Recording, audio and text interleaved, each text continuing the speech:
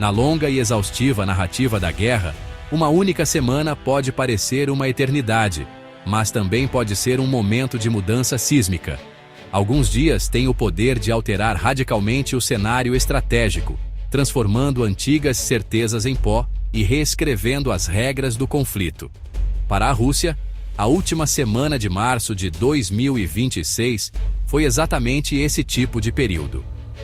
Foi uma semana que provou que um adversário determinado poderia alcançar o coração de seu território, antes considerado seguro. O que aconteceu não foi uma batalha de trincheiras ou tanques, mas sim uma forma moderna de guerra, executada com precisão e um impacto econômico devastador. Foi um lembrete claro de que, neste conflito, a distância já não serve mais como proteção. O mundo assistiu ao nascimento de um novo capítulo na guerra russo-ucraniana, que não foi escrito nas linhas de frente do Donbas, mas sim a centenas de quilômetros de distância, nas águas frias do Mar Báltico. Entre 23 e 31 de março de 2026, a Ucrânia lançou uma campanha meticulosamente planejada e implacável de ataques de drones de longo alcance. Os alvos não eram bases militares no sentido tradicional, mas sim as verdadeiras artérias da economia de guerra russa. Os vastos complexos portuários de Ust-Luga e Primorsk. Esses portos não eram apenas pontos de embarque, eram os principais portões de exportação do petróleo e gás russos para o mundo, a fonte da riqueza que alimentava a máquina de guerra do Kremlin. Essa campanha, rapidamente apelidada por alguns analistas de O Gambito Báltico, foi um risco ousado e calculado por parte de Kiev. Representou uma escalada significativa e uma demonstração de nova capacidade tecnológica.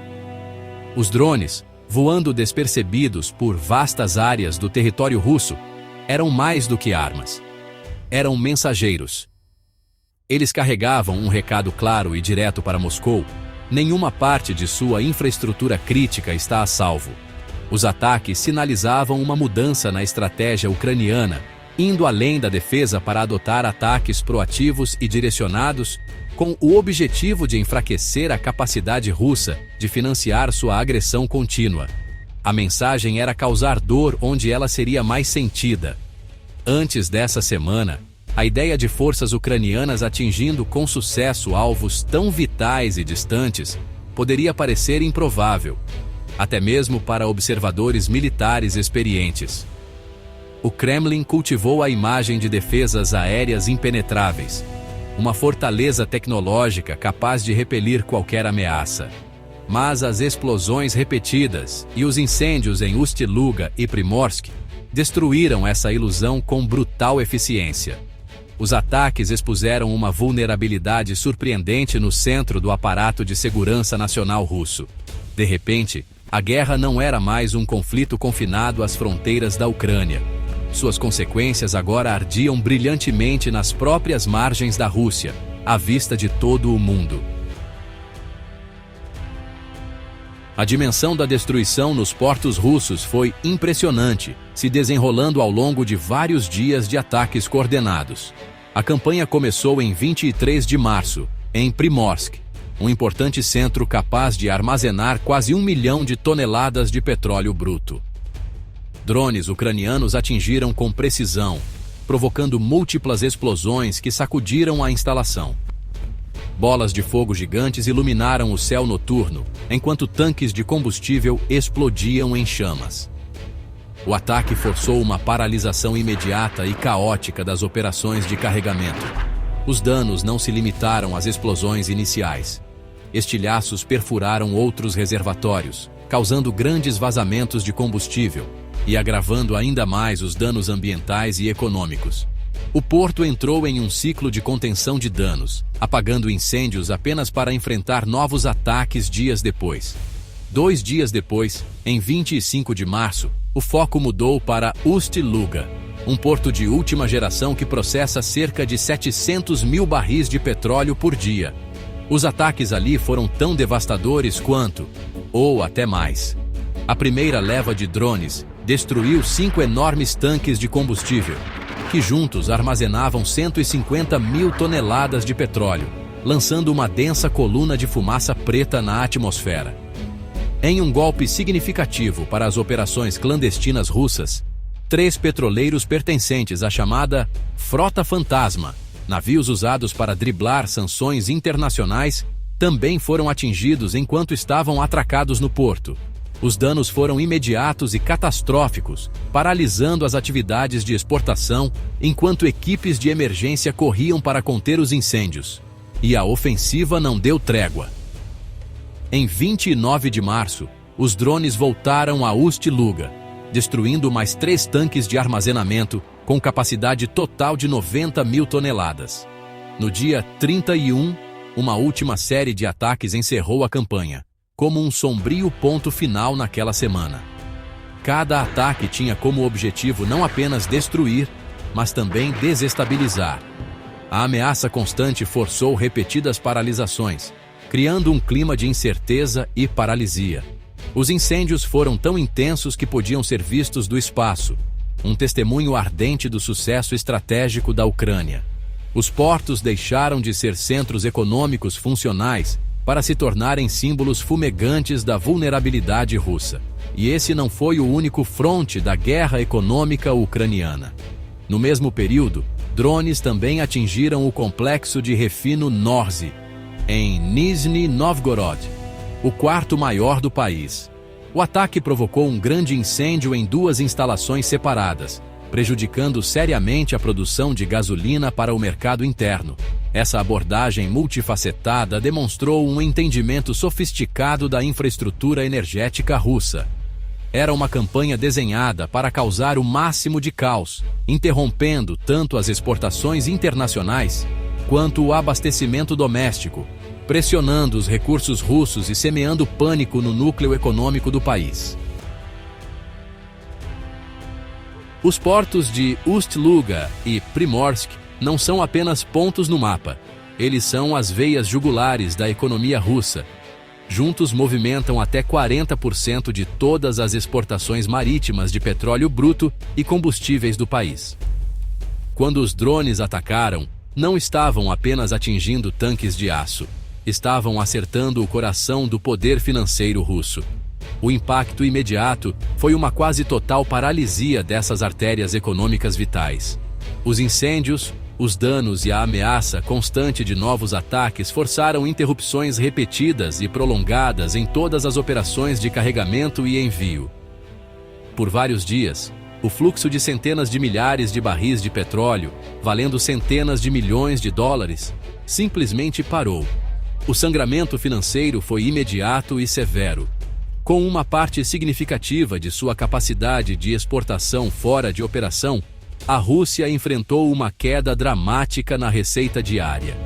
Esse era o dinheiro de que o Kremlin precisava desesperadamente para pagar soldados, construir mísseis e sustentar o esforço de guerra prolongado.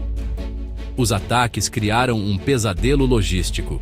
Navios esperando para carregar ficaram parados no Mar Báltico, enquanto outros foram desviados, provocando caos nos cronogramas do transporte marítimo global. O dano físico prometia dor de longo prazo. Especialistas estimaram que os tanques destruídos e os terminais de carregamento danificados levariam semanas, se não meses, para serem reparados, garantindo que o impacto seria sentido muito depois do último incêndio ser apagado. Essa interrupção provocou ondas de choque nos mercados globais de energia, que já estavam fragilizados pela instabilidade contínua no Oriente Médio. A retirada repentina de um volume significativo de petróleo russo do mercado ameaçou elevar os preços globais. Isso criou um dilema complexo para os aliados da Ucrânia, especialmente os Estados Unidos. Numa tentativa de estabilizar os preços e evitar consequências econômicas, Washington chegou a relaxar temporariamente algumas sanções sobre o petróleo russo. Os ataques ucranianos, embora estrategicamente brilhantes para Kiev, colocaram uma pressão desconfortável sobre seus parceiros, forçando-os a equilibrar o apoio à Ucrânia com a necessidade de estabilidade econômica global. A campanha, na prática, transformou a interdependência econômica em arma. Ao atacar a fonte da receita russa, a Ucrânia buscava criar uma crise impossível de ser ignorada por Moscou. O objetivo era tornar o custo de continuar a guerra proibitivamente alto.